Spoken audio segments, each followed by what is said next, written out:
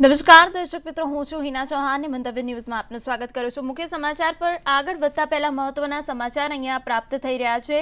હાર્દિક પટેલની અરજીનો મામલો અહીંયા સામે આવ્યો છે.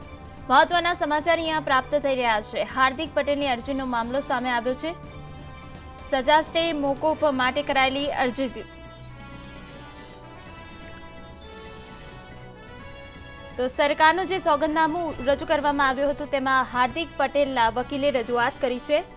તો બનાવ સ્થળે હાર્દિકને કોઈ જ નજરે જોયો નથી તેવી રજૂઆત કરવામાં આવી છે. કોઈ સાક્ષીએ કહ્યું નથી કે હાર્દિક હાજર હતો.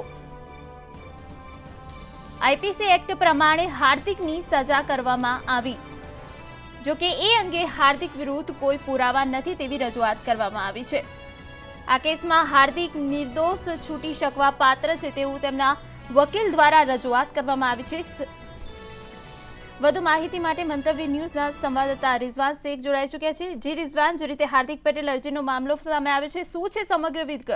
રિઝવાન, ચોક્કસથી આપને જણાવી દઉં કે હાર્દિક પટેલના કેસમાં જે સુનાવણી હાથ ધરાઈ તેમાં એવી રજૂઆત કરવામાં આવી કે વિસનગરના કેસમાં જ્યારે બનાવ જે સ્થળ ઉપર હાર્દિકની ગેરહાજરી જોવા મળી હતી, કોઈએ એવું વ્યક્તિ એવી નથી કે જે કહી શકે કે જેને નજરથી હાર્દિકને જોયો હતો. એટલે કહી શકાય કે આઈપીસી એક્ટ પ્રમાણે હાર્દિકની સજા કરવામાં આવી છે. જોકે એ અંગે વિરુદ્ધ કોઈ પુરાવા હજી સુધી પ્રાપ્ત થયા નથી અને આ કેસમાં હાર્દિક નિર્દોષ છૂટી શકે તેવો તેનો પાત્ર છે. એટલે કહી શકાય કે હાઈકોર્ટમાં જે સોગંદનામું જે સરકાર તરફથી રજૂ કરવામાં આવ્યું છે અને સોગંદનામાની અંદર હાર્દિક તરફથી જે રજૂઆતો કરાય છે એ રજૂઆતોની માંગ સ્વીકારાશે તો શહેરની શાંતિ દોડાશે તેવી રજૂઆત કરવામાં આવી હતી. હવે જોવાનું એ છે કે હાઈકોર્ટ આ મામલે શું જવાબ આપી શકે છે.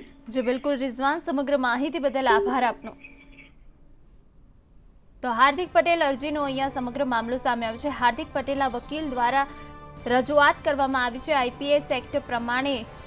જોકે એ અંગે હાર્દિક વિરુદ્ધ કોઈ પુરાવા મળ્યા નથી.